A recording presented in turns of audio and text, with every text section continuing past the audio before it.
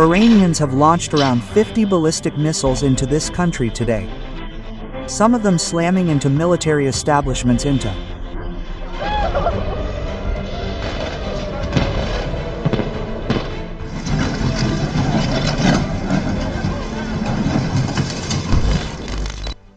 Entering the third day, the ongoing exchange of attacks between Iran and Israel has not subsided after Israel attacked several Iranian nuclear facilities for the first time on June 13.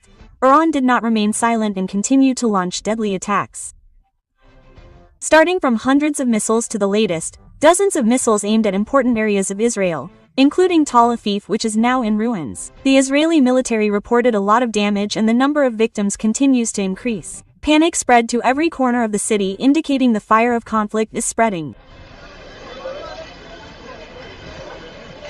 The impact of the Iranian pawn attacks has destroyed several buildings and damaged hundreds of apartments and vehicles in the Ramat Gan district of Tel Afif. In addition, dozens of missiles and hundreds of drones are said to have hit strategic collocations, including the military complex in Tel Afif. This area is often referred to as the Israeli Pentagon, an area in the center of Al Afif consisting of an urban military base located north of Kaplan Street.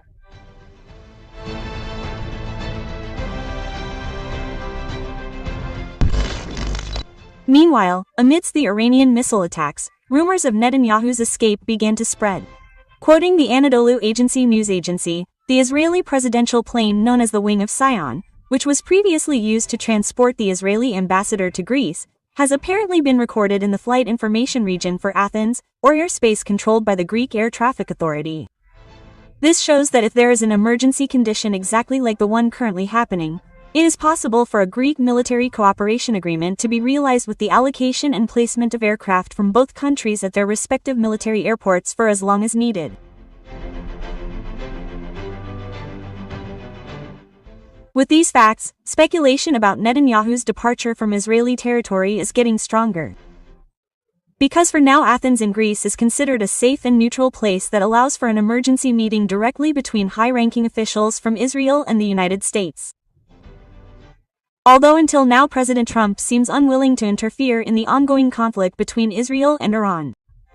The damage that continues to be reported in important areas of Israel, the increasing number of victims and Netanyahu, who is rumored to have fled, further explain that the Iranian missile attacks have had such an impact. At times like this, some parties have begun to question the effectiveness of Iron Dome, Israel's air defense system, which is always touted as the most sophisticated. Now the system has been found to be unable to withstand Iran alone, making its sophistication even more doubtful. Why did this happen?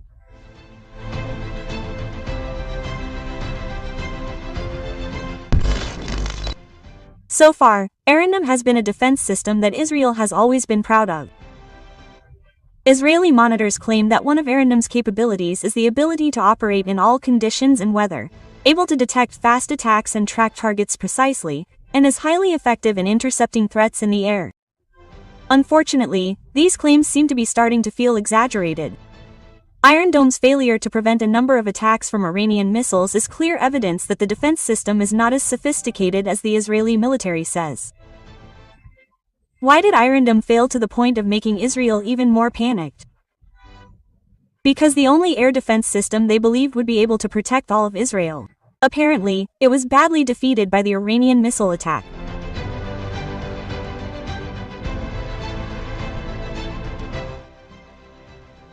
Initially, Israel itself developed Iron Dome after the 2006 Lebanon War. However, after some time, the United States then supported the development of Iron Dome by providing defense knowledge and financial support amounting to billions of dollars. According to claims from the Israeli defense firm that helped design this system, Iron Dome has an interception rate of around 90%.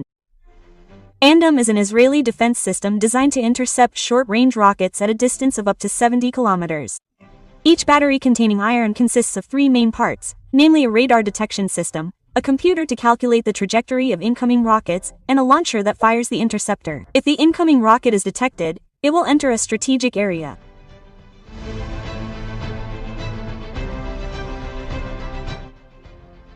According to Mohammed Selim of the Doha Institute for Postgraduate Studies, Iron Dome can only intercept short-range rockets. In more detail, Iron Dome is not designed to ward off various attacks launched by Iran, because the use of Iron Dome is intended for short-range rockets and missiles. Meanwhile, according to his vision, Iran itself uses cruise missiles, ballistic missiles, and hypersonic missiles. Of course, Iron Dome is unable to withstand it.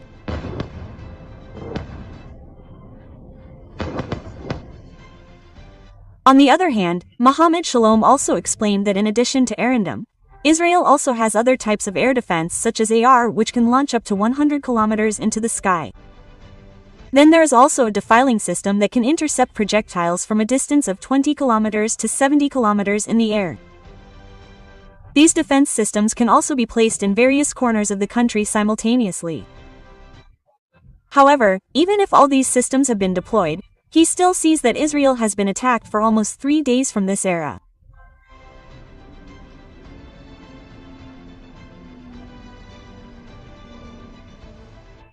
In addition, the Iranian military said that one of the missiles used in the attack on Israel was a hypersonic missile. This statement is in line with the damage seen at several points in Israeli territory. Iran's hypersonic missiles are believed to have high speed and maneuverability that cannot be underestimated so that the Iron Dome system can be surpassed. Recently, the Iranian Fars news agency also claimed that Israel was hit by a Hajj-Qasem-guided ballistic missile that Iran officially launched last May.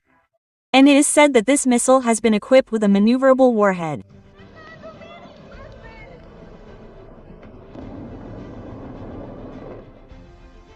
However, contrary to Iran's claims, Israeli military officials said that the missiles launched at Israel by Iran were non-maneuverable.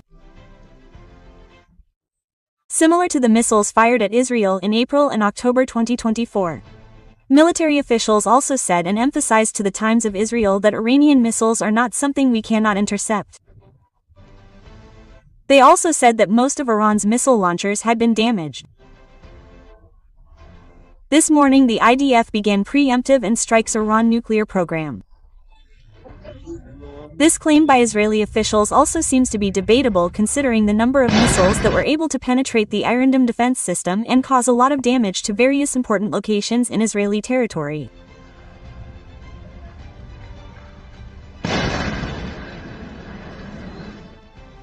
In the latest developments, there were around 300 residents in Tel Afif Raya and 100 in Ramat Gan who had to be evacuated due to the damage that occurred in their homes.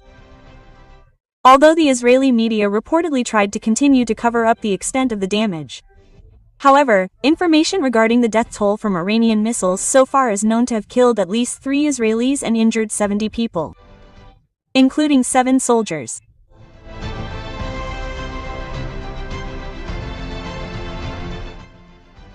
On the other hand, Iranian state media PAN has claimed that their air defenses have successfully shot down 3 Israeli F-35 fighter jets, although the fact for this has not been independently confirmed.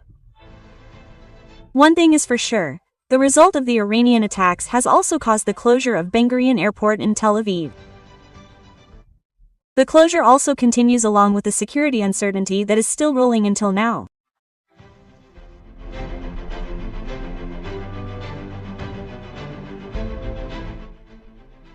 On Saturday night, Iran launched a wave of more devastating missile attacks on Israel. And at that time, Haifa became one of the areas targeted by the missile wave. Fire and smoke occurred in a sensitive location in Haifa and several other locations in Israel.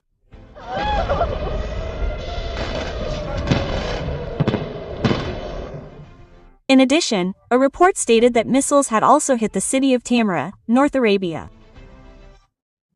Based on information from Israeli emergency response officers, at least 5 people were injured in Haifa and noted that an Iranian missile hit a 2-story building in Tamra, killing a woman and injuring 13 others.